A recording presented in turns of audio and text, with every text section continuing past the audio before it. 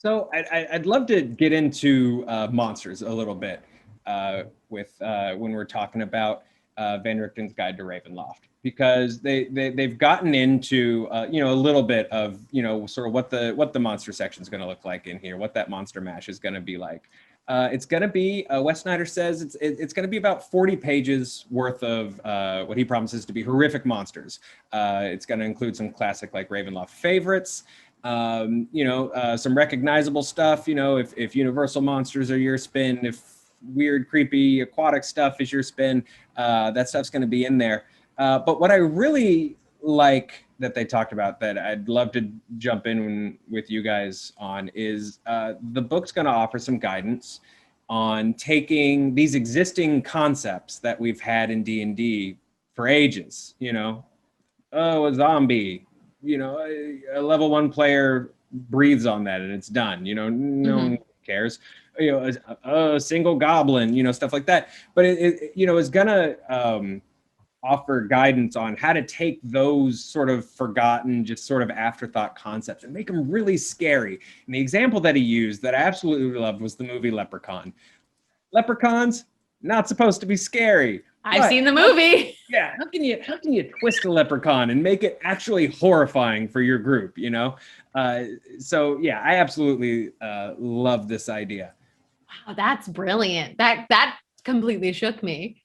Because now I'm trying to think of all of the many kinds of things. Wait, sorry? It's about a very kind leprechaun, Amy, who grants wishes and gives cereal. Insight check? He's lying to you about the leprechaun. Yeah. Thought so. But is it? What did that advice pertain? What would you say is the leprechaun approach to that? I suppose it's really just play on the subversion of expectations of choose a target that let that contrast inform the horror of it. Is that the That's what I think so. And, that's what I kind of think mechanics wise and even sort of style wise, offering these story hooks and this guidance. Like, I think this is when we're really going to get into beyond it wants to fight you. What does Goblin want? Because what Goblin wants is something horrible. Like, that adds such like a cool layer to this. Like, did Goblin steal a little kid and now it's going to keep the little kid? Like, that's scary. That adds so much suspense and tension, as opposed to just being like, you all think you're camping and you failed, a perception check and goblins. Yeah. Which, by the way, I like fighting goblins at my campsite, but I love this extra, layer of just dread, this idea of that. I think that what you've created in my head there is the idea, instead of these goblins or, this like zombie creature kind of being just a figure in your world, when you're playing in something that takes you into horror, when you get into the domains of dread, you're in their world, which means the lore and the story belongs to the terrors. You're a visitor there, but there is lore and there is interest and there is wants and needs and there is a culture and a system to the things that you are encountering and fighting that you get to discover while being there, as opposed to just like, oh, we were heading to the farmer's market and oops, got attacked by, oops, it was a mimic, right? Yeah. There's no backstory to your mimic most of the time. It was a chest and now it's not, right? But by creating that thing that you've entered into this pre-existing world of horror. Why have you made me want an extended discussion of the life of the mimic that led it to choose and adopt that particular disguise of that particular place for that particular party? What does it know about you that made it track you down? I want it. What you guys are discussing to me reminds me of one of my favorite terrifying horror books, and that's There's a Monster at the End of This Book by Grover. Oh my God, I know that book. What? That's how I ended up how I am. Just building up, just the oncoming dread of we've got to find we don't want to find the mimic, but we have to. just builds that dread and just makes it such a bigger deal beyond just like, wait a minute, you're not a treasure chest. Like you said, I think that's so fun and it's really cool. And again, this is all pure speculation, based on a couple sentences that have been provided about a Ravenloft book I'm excited about. But yeah, that said, Amy, jump in. Well, the things y'all have said have inspired me to sort of like, there are two directions. I mean, there are a lot of directions you can go, but two that jump out at me when you're taking a monster and wanting to add sort of an extra element of horror is that you can either lean more towards the idea of motivations, like, a mimic out for revenge or someone who knows what you did last summer or whatever, or that like they have a personal stake, like they're holding a kid, that kind of thing that helps to really up the stakes. Or you can go in the other direction for motivations and just lean into them as forces of nature, as sort of a like, just straight up the thing wants to eat or kill you, but then you could steal from other media again and be like, but you can't get a solid glimpse of it. And you'll just hear and see and find traces of the wreckage. And that will build the dread. And even if it just turns out to be one goblin, like the not knowing what's, going to be at the end of this book of it all, could really make for a memorable spooky experience, I think. Yes, no, incredibly so. I think, we might have, oh, there she is. Hi, hello. For a moment you were taken by the this is a small hint to you that I am in fact a mimic, but you missed it, and that's perfectly fine. That's why one of the things that was so appealing to me in the little release that they put out on their website was the mention of cosmic terrors. The stakes of a cosmic terror and the stakes of it being like its only purpose here is it's fulfilling its thing, right? Because like anything you get into like eldritch horrors, right, as well, they have a purpose. This horror's goal and mission and purpose is here, and it has nothing to do with you. But in this campaign, then it might be your responsibility to prevent it. And the idea of taking on an actual cosmic terror above fighting something, a cosmic terror is so, it gives your players an opportunity to be so important. And that's so cool. Important and or dangerous if you are running a party with a sage in it and they're going to touch every cursed book they see. I'm just saying. Both. And they will. That also gives you an opportunity to run my favorite cosmic terror story trope. The thing we're exploring is much worse than we thought. This isn't a hospital where there's accidents. This is a hospital with an interplanetary unknowable in the basement. That's been growing there since the dawn of time. That absolutely my jam. That's no cursed crossbow. That's an entire army of people we cannot see because the undead is holding the crossbow.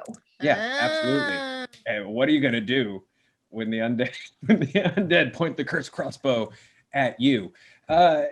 Additionally, sort of these ideas of twisting and pushing horror concepts with different monsters.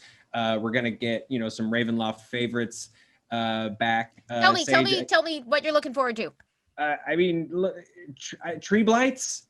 I like a good spooky tree. Sage, this is your world. I'm just living in it. But tree blights. I think the boneless are weird and creepy. Oh God, anything you're sort of hoping pops back up.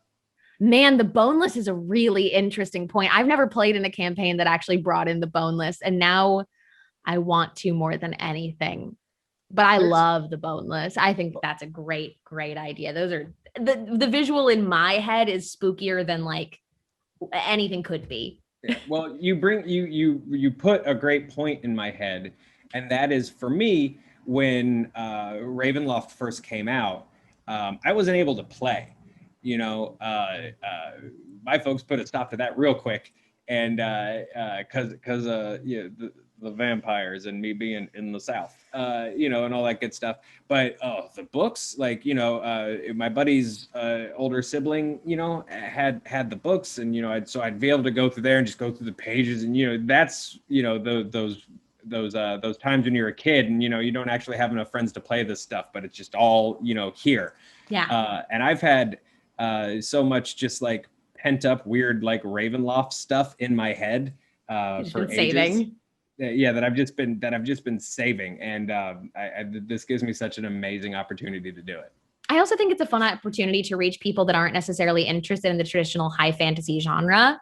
Cause like I have a ton of friends that love more of the like action zombie thing. Like that's totally not my genre when it comes to role playing, but like there's a zombie game now in D&D for you, right? Yeah. And like built in and offered to you easily without your DM having to really like custom brew something. Obviously, Dampiers, like there's a huge vampire storyline to expand upon now, outside of just Strahd, that I think is really cool for people that were just looking for something different. There's so many different versions of D&D. There's something for everyone. Yeah, and I mean, absolutely something for everyone, because they're also offering these guidelines to create your own domains. You know, so literally, here's what we'll go out on. And Amy, I'll put you on the spot. Let's combine this talk of monsters and there being something for everyone. If you're going to take one singular monster and focus a domain around it, what D&D monster is it going to be? Oh my Very God. simple question, you know, just no pressure at all. Probably just something that should just pop into your head. I'm really just killing time for you to think right now. Here's what the crossbow might be named. Paul? Okay. Tim? Steve? Okay, you're good.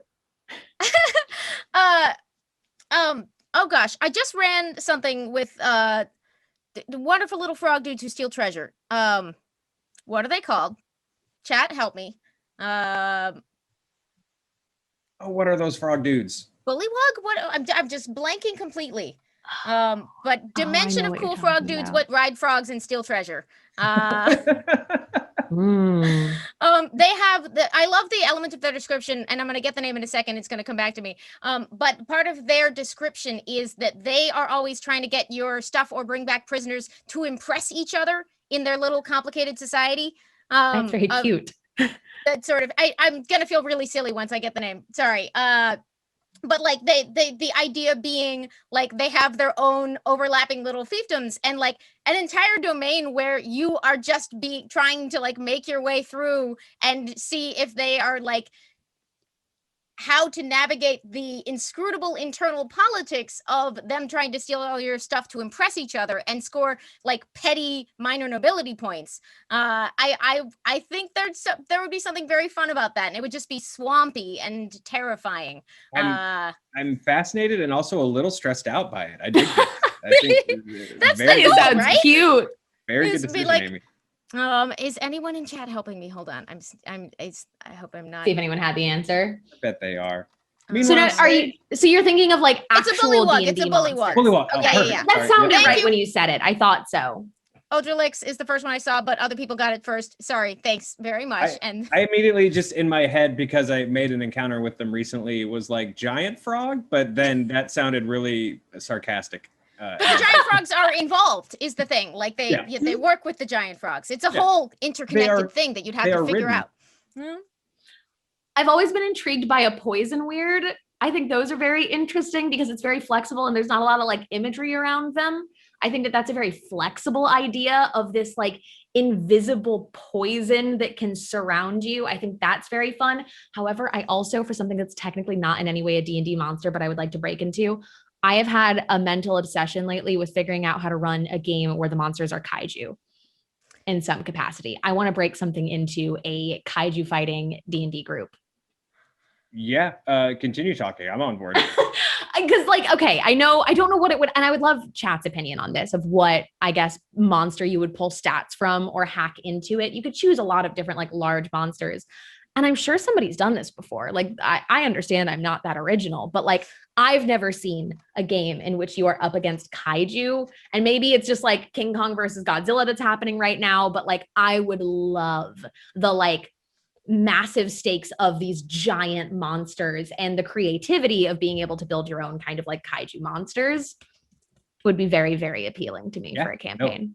No, very on board. I think I've always had a thing for a Zorbo. They're like weird if you combined a koala with a chupacabra. And they're my favorite kind of monster because they're one step away from being huggable. Yeah. They're in this weird nether place from aw and oh god run. And but there we go. That's the leprechaun principle, right? Yeah, exactly. So yeah, I just one Zorbo that gets adopted by some rich idiot in Baldur's Gate, or someplace like that. And it just takes over the house, murders the family, and basically, a gremlin. I love it. Look, if I'm gonna steal, I'm gonna steal from the best. Yes, and I'm gonna steal from gremlins, specifically probably gremlins too. Also, if you check out the Monsters Guide and check out the image, they're very sassy, which I appreciate in a monster. Any closing thoughts on monsters and how they're going to change or shift possibly in Guide? Ooh, I think the addition of new monsters is going to challenge a lot of DMs to step outside of the box, and I think to create their own domains of darkness and terrors. I think that it's going to be really fun to watch different DMs create what is their fear and have these conversations where if you can have a space to safely consent sheets and all of these things that you can send out before your game, but safely explore manifestations of fear, is going to be really, really, really cool to me. And I think that's what I'm looking forward to the most. I hear you. Amy? I am very excited specifically to get inspired by the variety of the domains, like the 30 different domains, like the one that we heard about that's inspired by Indian mythology and the aforementioned cosmic horror, and like all of these different approaches to the idea of horror and fear. And Saige, I loved what you said about learning the world that has its own rules and like essentially monsters as naturally occurring features of these new unimaginable domains. I'm really looking forward to expanding my idea of what a threat sort of could look like, and maybe mushing a couple of them together and never telling anyone I did that. Yes. It's what we do, right? I looked at some of the contributors to this list. They've got some incredible people who've brought material into this world, and I feel like they're each drawing on sources that I am very, very excited about, and a huge variety of things that they're interested in doing. And so, yeah, it's weird for me as sort of the happy-go-lucky person to be like, cannot wait to learn about 30 awful places where bad things happen, but I actually can't. I'm really excited. I think that's one of, sorry, please go ahead. Oh, no, go ahead. And then I'll close this out. Saige? I was going to say, I think that's going to be one of the biggest difference between what we get from Van Richten's Guide to Ravenloft from what we got to Curse of Strahd is we have a much more diverse group of writers that are giving a perspective that just we didn't have at Strahd. Absolutely. And I'm excited to see what that pulls together. And I think that's so important. One of my favorite movies of 2020 was a horror movie called His House on Netflix. It's about refugees that move to London, and they're put in, this home with a very strict set of guidelines that are basically like, if you break these rules, we're shipping you back. The house is haunted, obviously, but it's these people that literally they have no choice, right? And it was made by a team and a cast that showed me stuff that I've literally never seen in a horror movie before. So yeah, like you guys said, it's a who's who of contributors, which I'm so excited about, which also makes me sort of embarrassed that with this wealth of riches that's coming in the book, I'm settled on Murder Koala as my thing. I apologize to the world, but thank you too, and then thank all of you guys for participating in just speculating the heck out of this sucker with me. This is my language right here. I'm so excited for this book to come out. Amy, where can people find you on the internets? You can find me at EnthusiAmy everywhere, playing games, reading books, talking about stuff. I'm going to be streaming a little later on today, playing some Stardew. Awesome. Saige? You can find me everywhere on the internet at Not Saige. I'm a streamer here on Twitch, as well as a content creator on my channel Pixel Circus, where we do all kinds of tabletop goodness. So I'm sure I'll be screaming about this book for the next approximately 2 months. Absolutely. And I'm Joe. I'm also here. But more importantly, you can pre-order Van Richten's Guide to Ravenloft on the D&D Beyond Marketplace right now. You're going to get a lot of cool pre-order goodies for ordering. And of course, you'll instantly have access to the book when it releases on Amy Dallen's birthday, May 18th, 2021. Thanks everybody for watching. Bye.